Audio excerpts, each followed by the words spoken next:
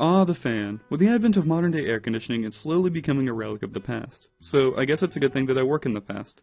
Let's take a look at a brief history of the fan. The earliest example of fans date back to 3000 BC in China. These early hand fans could not be folded and were used as decoration and for ceremonial purposes. Oh, and they kept people cool, of course. These fans found their way to Europe through merchants and were reserved for the rich, because poor people don't deserve to be cool apparently. Usually made out of precious materials such as ivory or pearl, and then decorated with even more precious materials such as gold or silver. It's easy to see why these early fans might cost you a pretty penny. Eventually the folding fan was invented in either Japan or China and found its way to Europe again through trade routes. Suddenly, folding fans became all the rage of 15th century Europe, and if you didn't have a folding fan, people simply saw you as less well off.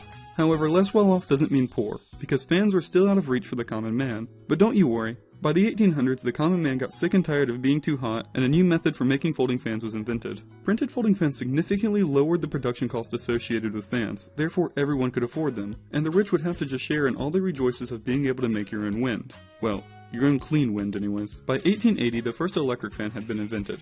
Because of the price, these fans were made with aesthetics in mind and were considered more of an appliance, just like we would consider a microwave an appliance today. In 1890, someone thought it might be a good idea to put a guard around these blades. However, it wasn't for the protection of the user, it was for the protection of the expensive blades, because God forbid Jimmy get a little too close and damage your nice new fan with the top of his head. Fans basically stayed like this until World War I broke out.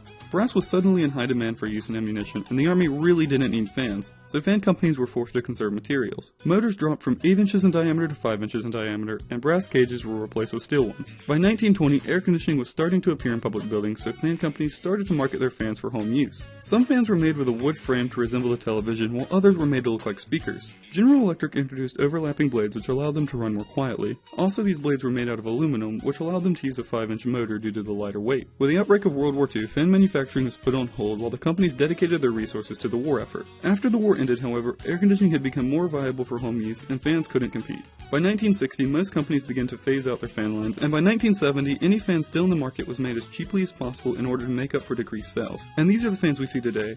Cheap plastic fans that strive for no aesthetic value. You might think this would be the end of the video, but in modern times fans actually found a completely new market. Computers and other electronics use them to keep their components cool. See, this old technology isn't completely lost, at least not until someone makes air conditioning just for computers. Well, that's it for a brief history of the fan. If you enjoyed this video, please give us a like and check out our last video on a brief history of recording. We have a Twitter now, and following us on there is the best way to keep up with our new content. And as always, please enjoy the rest of your internet going experience.